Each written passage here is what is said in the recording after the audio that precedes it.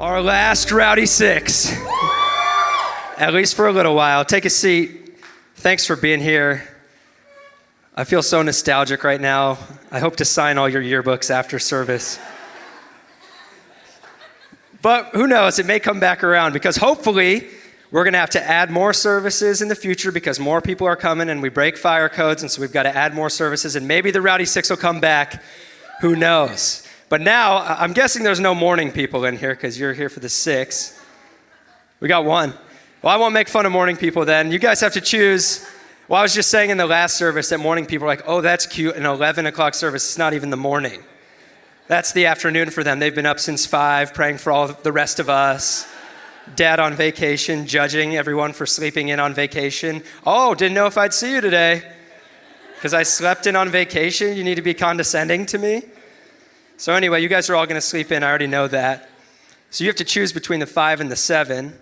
The 5 being the smart choice because you can go to church, you can watch football all day, go to church, go eat, see the Sunday night game, and go to bed at a reasonable hour ready for the week. And then I know some of you are going to come to the 7 because you just want to stay out all night and you don't care about your job. So whatever you choose, we're growing and it's fun. It's really crazy. I know that some of our more sinful people are not here on Labor Day weekend, but for a lot of weeks, we've been maxing this service out, and that started to make us think, hey, we need to make more room in this church. And I just want to say from the top that we're not making more room to get a higher number for a statistic to report to nobody. We want to make more room in this place so more people can experience God. We want more chairs open for more people so your friends can come and experience what you're experiencing in this family. And that's why we're doing this. And so our church grew through the summer, which is awesome because churches normally shrink through the summer. Our venue here is helping us. They're giving us all day Sunday now instead of just the afternoon and evening so we can have morning services. And they're actually in the future lowering our rent to keep us here. Our venue. Pretty awesome. And I think that these kinds of very logical, business-minded things speak to me where I'm like, God's got our back here. Something's happening in this place, and he's going to do whatever to help us grow. And so as we grow, I have 2 things to ask of you because adding a service means all hands on deck. It means we need more people to help make it happen. So the first thing I would ask of you is if you don't serve here, would you consider signing up to serve today?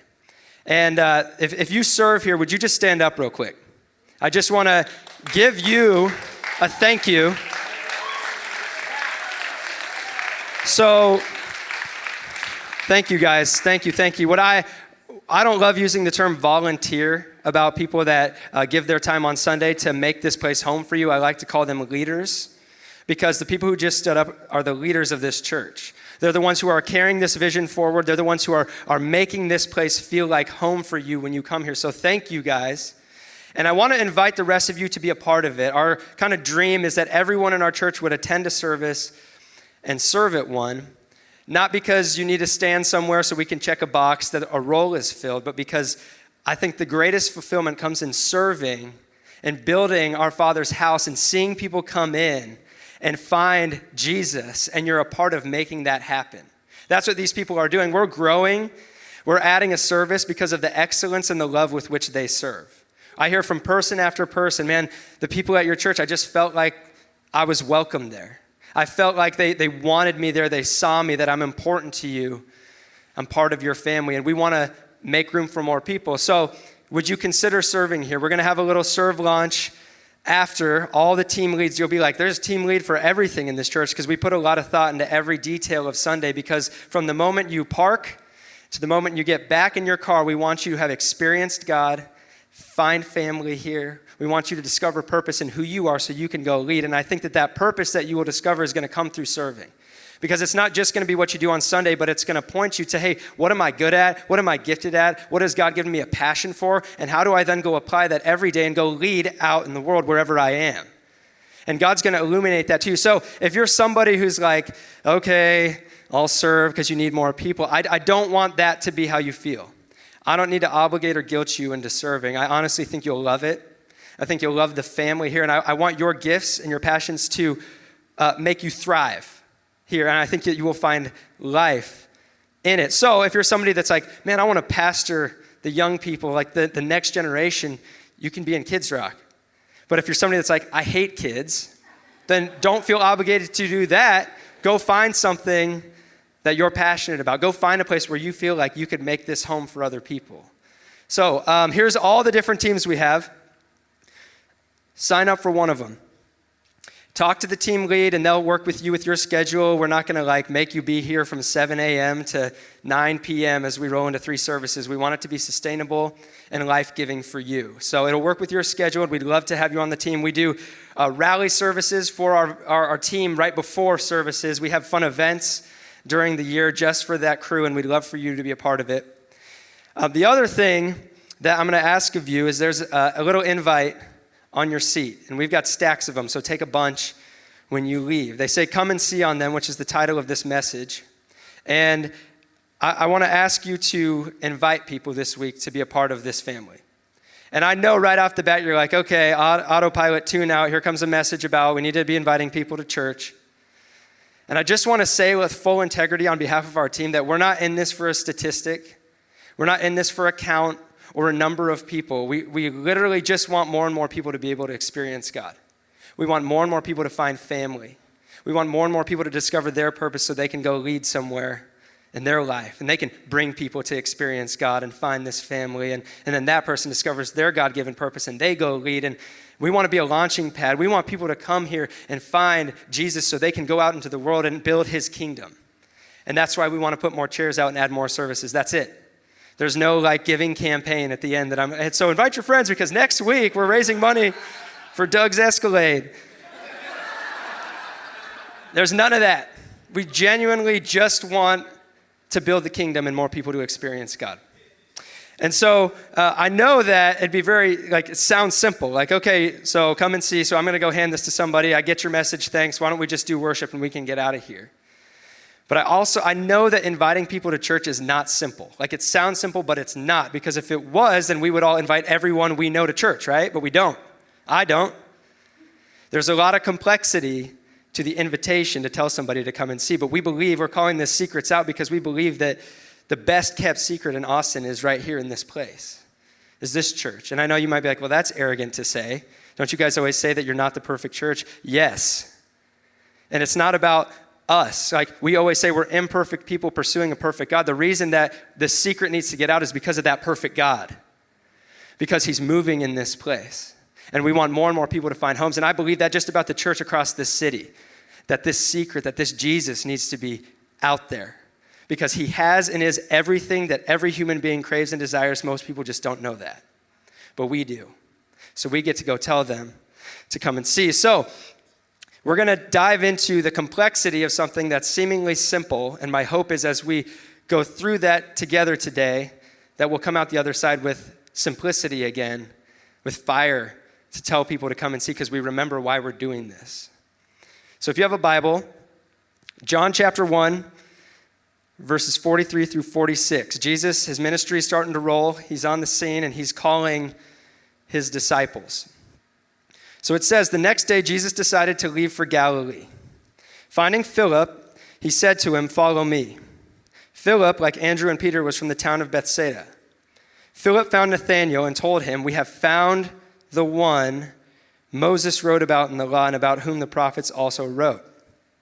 It's Jesus of Nazareth, the son of Joseph. Nazareth? Can anything good come from there? Nathanael asked. Come and see, said Philip. So let's break this story down because it sounds like this little weird not something you've probably spent a lot of time studying because it's pretty straightforward, right?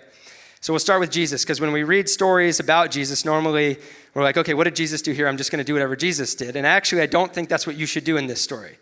And you're like, well, that's blasphemy. Let me explain. Jesus can go up to somebody and say, come follow me.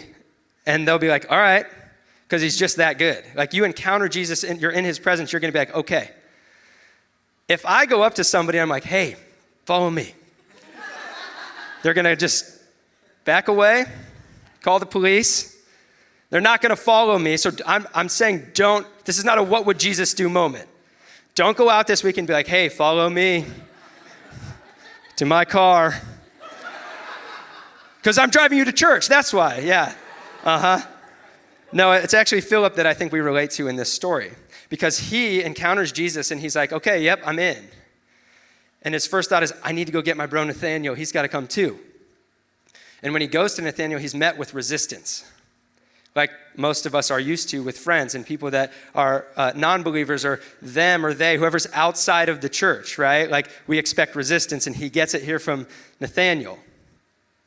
And so in this moment, while it seems like, well, Philip didn't really care what, Nathaniel's doubting him, and Nathaniel's saying, oh yeah, sure, the foretold Messiah is here now that we've been hearing about for all of our history. Yeah, he's here in this middle of nowhere place, and of all people, Philip, he came to you. Yeah, he wants you on his team. Like, these are buddies. So Nathaniel knows Philip, he knows his flaws, and he's like, yeah, right, dude. Isn't that Joseph's son? What are you talking about? He's a carpenter.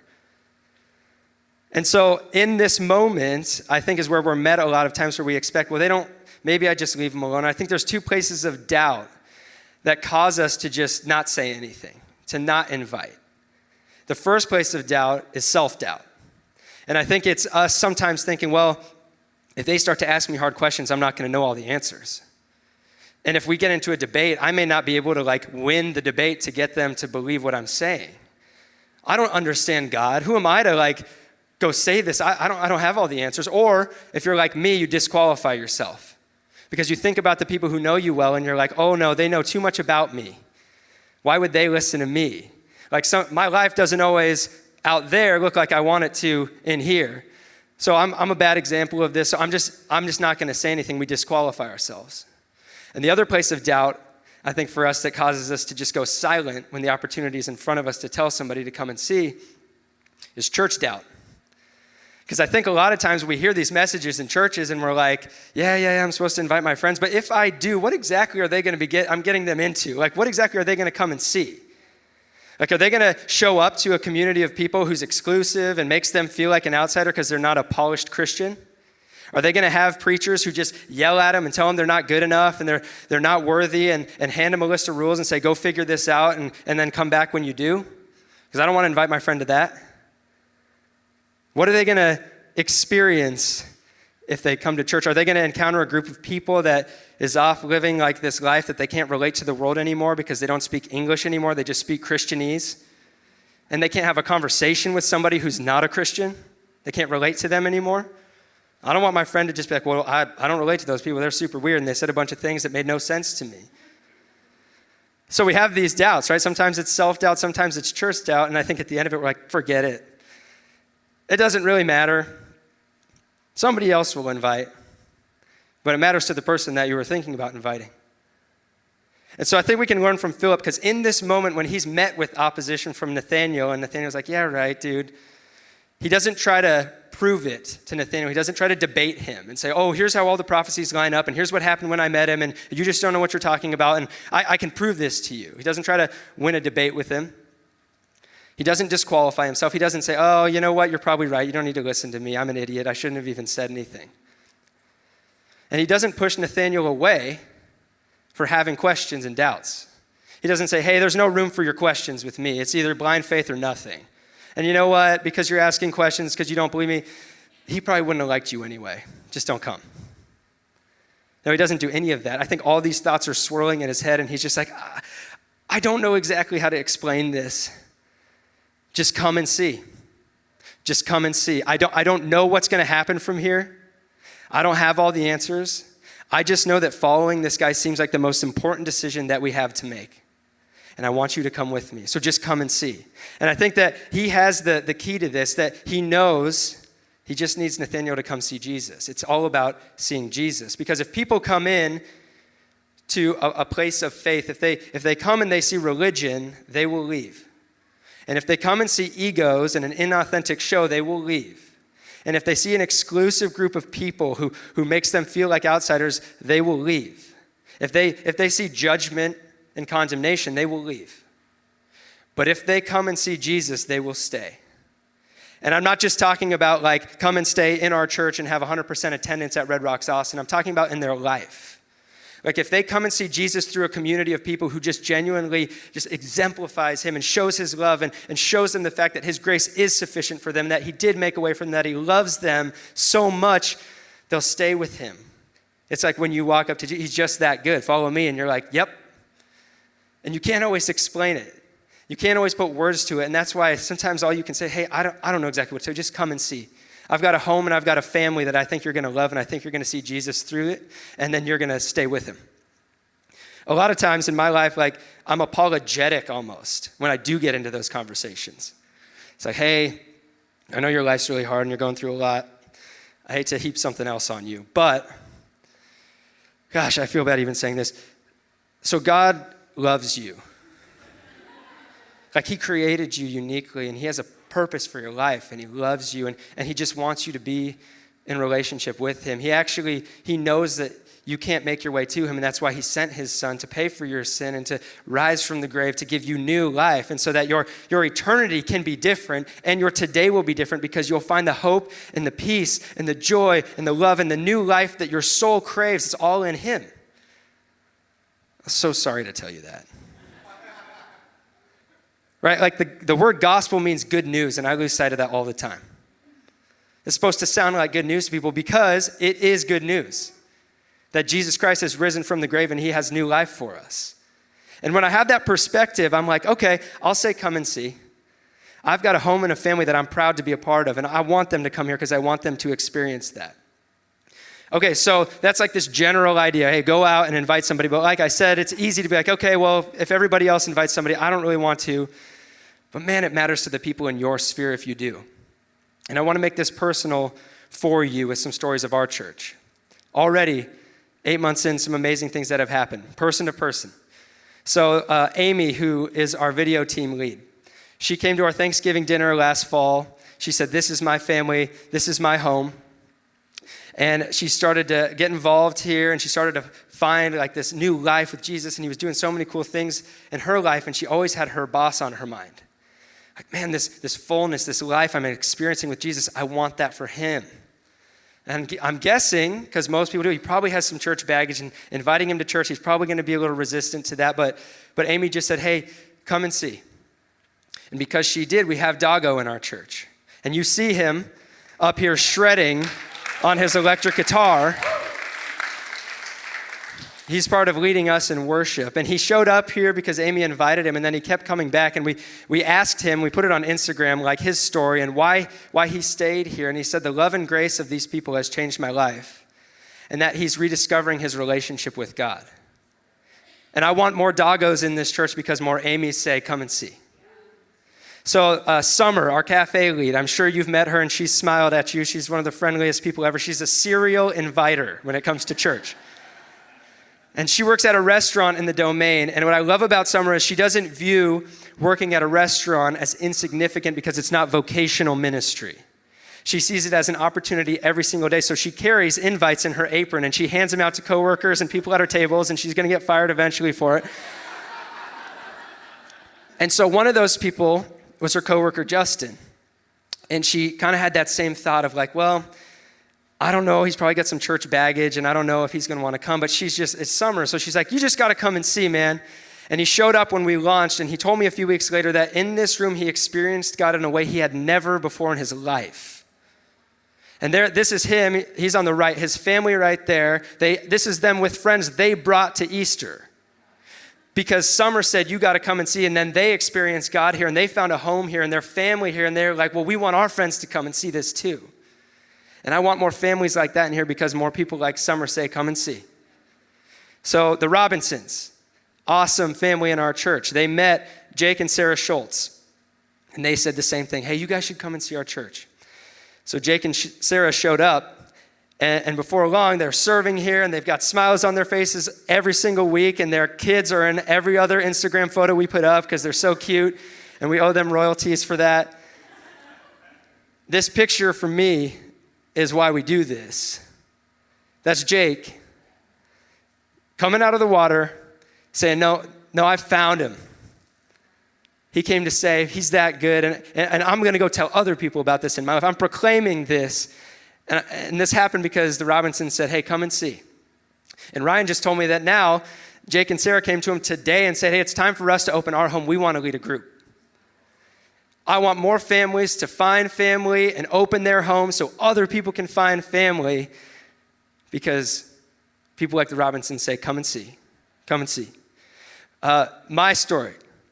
So I moved to Austin to be a part of this church, and I'm in this group text for a bachelor party back in Denver. And I tell the guys, hey, I can't make it. I live in Austin now, sorry. And later that day, I get a text from a random number that says, hey, I know Chris too. I can't go to the bachelor party either. Do you want to meet up that night? I live in Austin.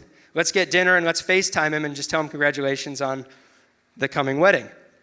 So we go to Buffalo Wild Wings, and I'm like excited. I told Steph, I'm like, this is going to be my first Austin friend. I'm making a new friend in this new city.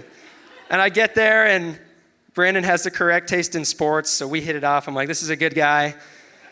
And then the conversation gets to the point where it's dangerous as a pastor, where I say, so what brought you to Austin? Because he's going to ask that back to me.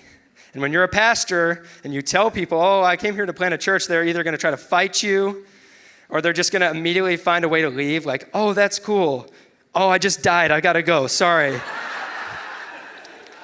Or the worst of all, they start trying to justify their life to you. They're like, oh, you're a pastor? Well, I donate to charity and I volunteer, like, not as much as I should, but I do volunteer. Like, I've had that happen to me. I'm like, hey, I don't know you.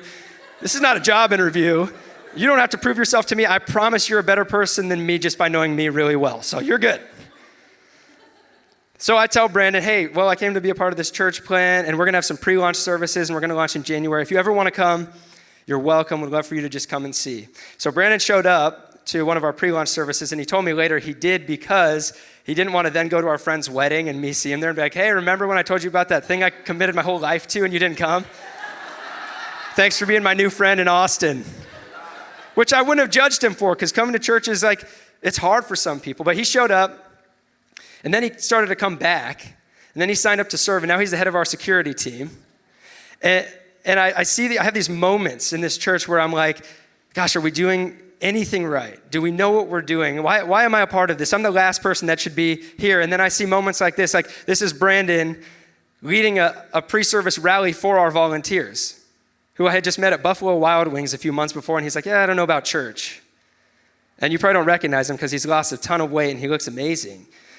But this is Brandon leading other people. It started with a simple, almost timid come and see from me. I have these moments where I overthink our church, and I'm like, gosh, what the heck is going on here? And I'll be standing over here in worship, and then I'll look over, and while I'm overthinking and trying to control and doubting, I see Brandon, eyes closed, hands in the air, worshiping. I see him experiencing God. I see God using him to lead other people, and I'm like, that's why we do this. That's what this is all about. That's not a stat to me. These pictures of people, it's not about stats. This is about life change and transformation and human beings finding Jesus. That's why we say, come and see. So a couple weeks ago, I woke up at 4 a.m. to a phone call from our friend Mary. And Mary was in Denver at the time. And our beloved worship leader, Emily, was watching her dog. And Mary's like, hey, I'm sorry to call you in the middle of the night, but Emily went late to let her dog Sydney out, and when she went to get the leash, Sydney booked it out the door and ran away. She's like, Emily's been out there for a while looking with Sarah. Can you go help them? I'm like, okay. So I get my dog, because we're like, we'll give him the scent, and then he'll go lead us. But my dog is not a genius, so he didn't. Doug's with me, and we're walking around. Let's pull the dogs up here so we can I want you to really picture them. So on the right is Sydney, who ran away, the greyhound, which is not good because greyhounds are born to run. She's so skinny that she turns at a certain angle and you can't see her. And she has dark fur, so in the middle of the night, you also can't see her. And then that's my dog Bowser on the left. So Doug and Emily and Bowser and I were cruising around, and eventually we're like, we're not going to find Sydney. She's probably hiding somewhere. It's dark out. We can't see her. So let's wait till it gets light out, and then we'll start the search again. So we all go home, try to take a nap, and then people start putting some stuff on social media, like we're looking for this dog, and Chris, our parking lot chief, he remembers it's 2019, so he finds a Facebook group for the community we live in, and 2 people had posted photos saying, hey, we saw this dog over here, we couldn't get it to come to us. This is a greyhound that's been rescued, so she's very timid. She's very afraid. Mary's like her only person she's going to come to. But they're like, this is where we saw her. So we're like, okay, so the search party grows. Doug and I have our dogs, and we're marching down like, we're going to find Sydney. These guys are going to lead us. And then Chris finds some guy who's in his garage, and he's like, hey, do you have a bike I could borrow? And the guy's like, what? He's like, here's my car keys. If I don't come back with your bike, you can have my car. And the guy's like, that's a good deal. All right, take my bike. So Chris is cruising around looking for this dog. Emily and Summer and Amy are on foot. They're looking. And Doug and I get to the spot where Sydney was spotted, and this path splits in two ways. So we're like, all right, we're going to each go on one path. And as we start going, there's these trees in between us. And after a little while, my dog just kind of pulls me over there and stops. And I'm like, oh, it's happening. And I look through the trees and I see Doug and Luna, and we're like, our dogs are idiots. They found each other.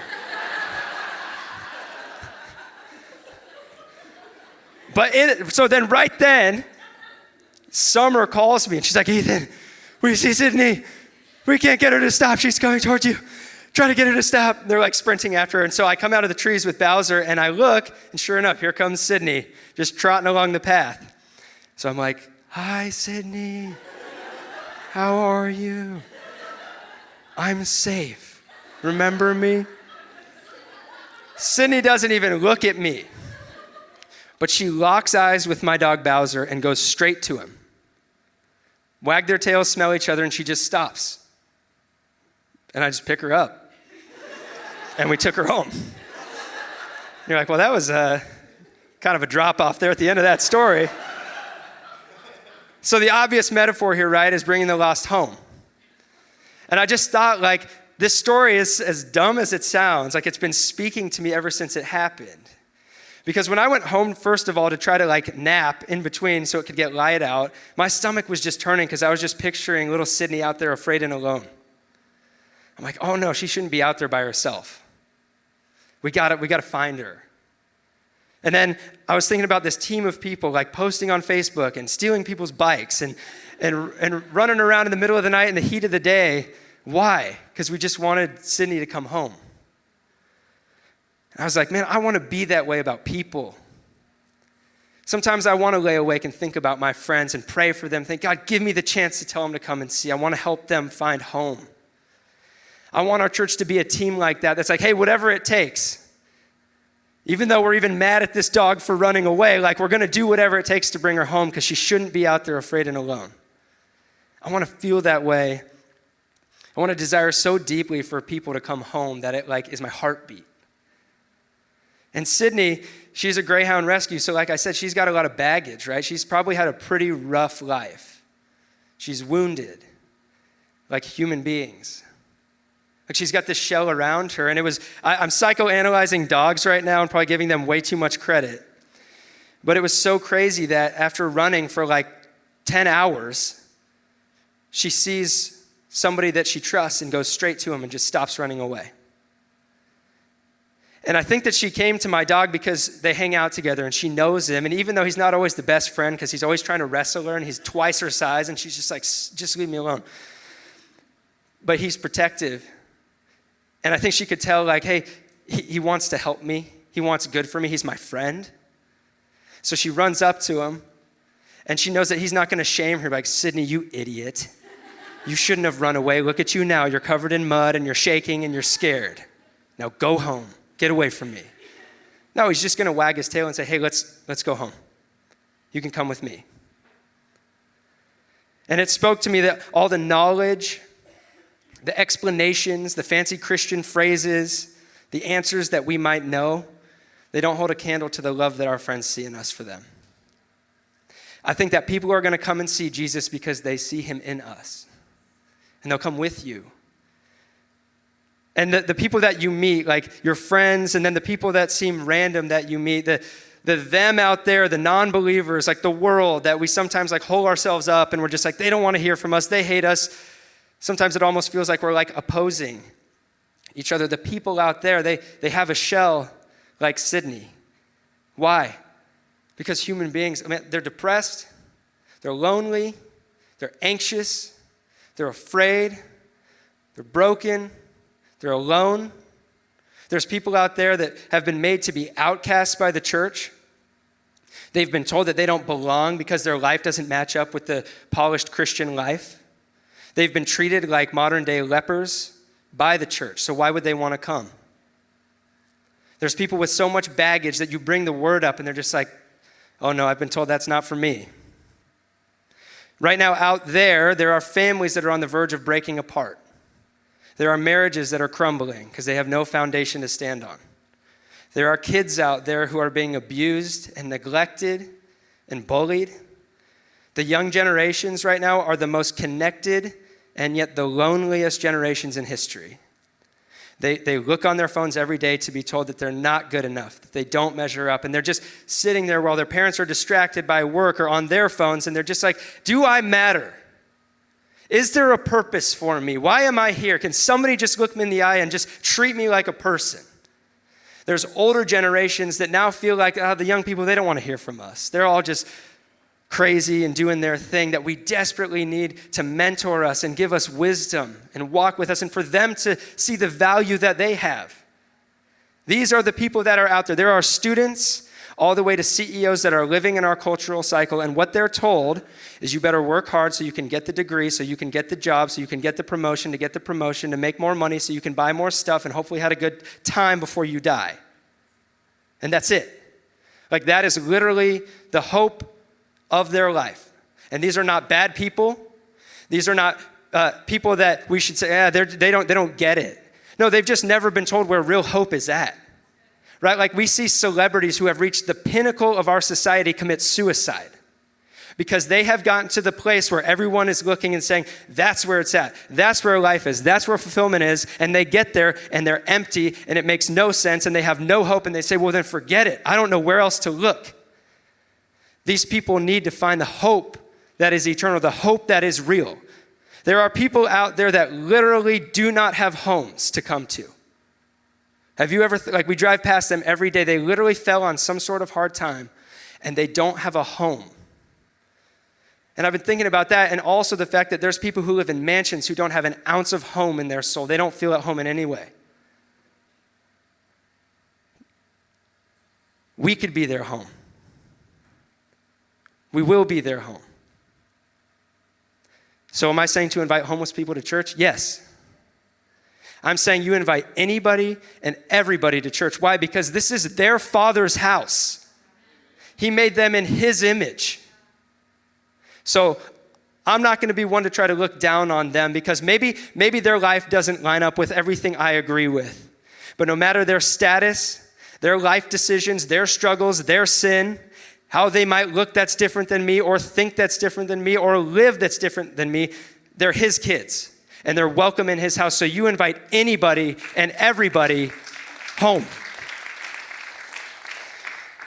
And history is different because people like Philip did that. They said, just come and see. If you come and see Jesus, you're going to stay. You're going to stay with him. There's this cool moment in Matthew chapter 6 where Jesus is standing before the 5,000 plus that he ends up feeding. But before that happens, he turns to Philip. It names him specifically in the story, and he says, hey, how are we going to feed these guys? And Philip's like, we're not. There's no way.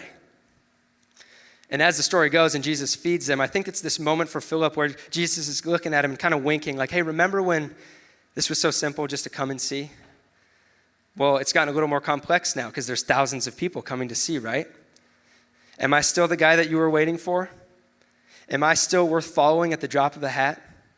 Because if you trust me, all you have to do is keep saying, come and see, and I'll feed the people. And I think we stand here at this cool moment as a church where we're like growing and people are coming and we're adding a service and it's awesome. And I think that challenge is here for us now to say, hey, are we going to keep saying, come and see, and trusting that Jesus is going to feed his people when they come home? Because he will. But you better be ready for a movement that's beyond what your imagination can think right now. You better be willing to believe that Jesus is going to bring more people than you can handle into your life. But he's the one who's going to feed them. We just say, come and see. He's looking at Philip going, hey, bud, are you ready for a worldwide movement?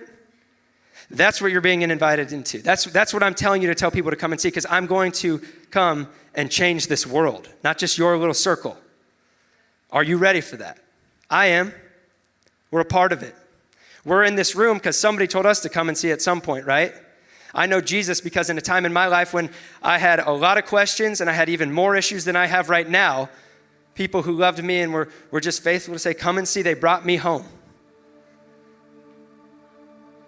And so as you think about the complexity of something seeming so simple, and your thoughts, and you think of somebody to invite, and then the self-doubt or the church doubt comes into your brain, or you're just like, this seems like I'm going to be imposing on them, like, so sorry to tell you. There's one word to always come back to stand on it and put it above everything else that might stop you and might make you silent. You ready for it? It's Jesus. You're like, wow, brilliant. Do you think that up yourself? Duh. Well, here's what I mean. We're going to sing this song called What a Beautiful Name. And this song is it was an instant classic. It was sweeping across the world. Everybody loves this song. And it's Hillsong, so of course it's amazing. But when it came out, I sometimes feel like the non-spiritual person in the room where I'm like, everybody seems really into this, but I don't. It seemed kind of weird to me, like, why would they write a song just about Jesus' name? Like, he did all these amazing things. Like, Jesus literally died, and he went and then killed death. And then he rose from the grave. Why not write a song about that? Like, it's a cool song, but his name, and then you start to think about the word, and you're like, Jesus. Wait, is that how that's spelled? Is that a word? Am I real? What's happening right now? Have you ever done that when you just, stare at a word for too long? It becomes that way, I think, sometimes in church because we hear it so much. And so I'm like, I'm missing something here. Why write a song that says it's this beautiful, powerful name like Jesus? Like, yeah, it's kind of a cool word. And then I was reading Matthew 1 and it clicked for me. You may be way ahead of me, but here's what happens. This is like pre-Christmas, kind of the Christmas story. We're getting into it in Matthew chapter 1. So Mary has an angel come to her and says, hey, you're going to give birth to the Son of God, and he's the Messiah, and he's going to be the anointed one that you've been waiting for. Well, Mary's engaged to Joseph. So she goes to Joseph and tells him, and he's like, oh, you're pregnant. Okay, well, she cheated on me, so let's just end this, right? And then Mary is the very first human to pull the God card in a relationship. No, Joseph, this is from God. And he's like, yeah, okay, so this chick not only cheated on me, but she's crazy. But Mary had the right to pull the God card, right? Like these days, we use it to break up with people. It's like, God told me to break up with you. They're like, well, I don't want to go to your church. Thanks. I don't like God anymore. Mary had the right to pull the God card. It was a valid use of the God card. Very few of them are. So Joseph's like, yeah, okay, sure. And he just decides, I'm going to quietly just end this. And back then, engagement was way more serious. So he was just going to kind of try to help her out by saying, this is over. They kind of had to get divorced. But he was going to do it in private because she would be accused of adultery and probably killed for it in that time. And God's looking at this situation and he's like, okay, we got to help Joseph out. Because this is hard to believe, and Mary's going to need a husband. Jesus is going to need a dad, somebody to teach him how to build chairs. So we got to keep Joseph here. So Matthew chapter 1, verses 20 through 23, it says, but after he, Joseph, had considered this, an angel of the Lord appeared to him in a dream and said, Joseph, son of David, do not be afraid to take Mary home as your wife, because what is conceived in her is from the Holy Spirit. She will give birth to a son, and you are to give him the name Jesus, because he will save his people from their sins. All this took place to fulfill what the Lord had said through the prophet. The virgin will conceive and give birth to a son, and they will call him Emmanuel, which means God with us. This angel comes and tells Joseph, this is real what Mary told you. This anointed one, this one who's going to come and he's going to lead his people, your people. You're going to name him Jesus. Why? Because the name Jesus in Hebrew is Yeshua, and it means the Lord saves. That's the meaning of the name of Jesus. So Joseph, like the Israelites had this picture of Yeshua, the name was Joshua, like Joshua from the Old Testament, and Joshua was the one who led them into the promised land. Led them out of, Moses led them out of slavery, and then Joshua took them into the promised land, and Joseph's hearing right now, no. This isn't just a Yeshua who's going to put you in some prominence here on earth. This is the Yeshua who is coming to save his people from their sins. And it dawned on me, I'm like, this is the most beautiful name. This song won a Grammy. That's the world out there saying, man, what a beautiful name, what a powerful name. Like the world is acknowledging the beauty of the name of Jesus. Why? Because the world thinks that the Lord judges and hates. And the world thinks that the Lord condemns. And the world thinks that the Lord destroys. And this song is telling the truth about who the Lord is, that his character, that who is that the Lord saves. At Christmas, we sing, O come, Emmanuel. It's like this haunting song in the mindset of the Israelites saying, we're a mess and we're broken and depressed and lost and lonely and afraid. God, come, save us, help us. We can't do it. We cannot save ourselves. O come, Emmanuel. God, come be with us. And Joseph in this moment is hearing, he's coming. He's coming right now. And he's going to save his people from their sin. John 3:17, for God did not send his son into the world to condemn the world, but to save the world through him. The angel's like, this sounds crazy, Joseph, just come and see. Come and see what happens through this kid's life. And then Mary and Joseph are gonna have this crazy story and people aren't gonna believe them. They're just gonna say, come and see our son. Just come and see him. And Jesus is gonna call Philip and all the guys and he's gonna be like, hey, just come and see. Come and see, come and see. And then they're going to go tell their friends to come and see. They're going to tell their friends to come and see. And then before you know it, the entire world has changed because Jesus has become the most known human being in history because the Lord saves. The name of Jesus, the most famous word, Yeshua, the Lord saves. And so when I have those moments where I think, I don't really want to say anything because it might be weird or I don't know if I'm the best example. No. Yeshua, the Lord saves. Every human being, their soul longs for it. They long for Jesus because he's come to save them from their sins. So these cards, if you guys would stand up, I want to hold these cards in your hand as we pray, and I want it in your mind to just represent people that need to know that the Lord saves.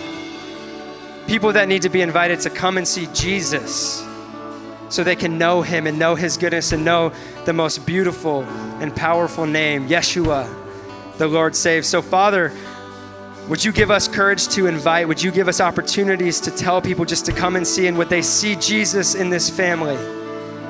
Would they see Jesus in this place? Would they see your character and what you've done? Would they hear the name Jesus and would it mean to them the truth that the Lord saves? Father, I pray for chairs to be filled with people who can experience you, who will find family and discover their purpose, and that they will then go lead other people to come and experience you and your goodness. And it's in that powerful and beautiful name that we sing this song and we pray these things in Jesus' name, amen.